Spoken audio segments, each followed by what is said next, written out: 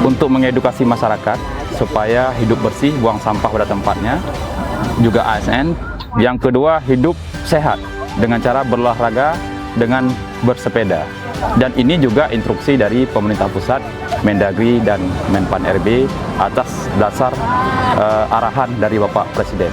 Jika ini konsisten dan harus dilakukan oleh ASN semuanya, 3 bulan ke depan semuanya akan bertransformasi ke sepeda dan nanti juga menghemat BBM.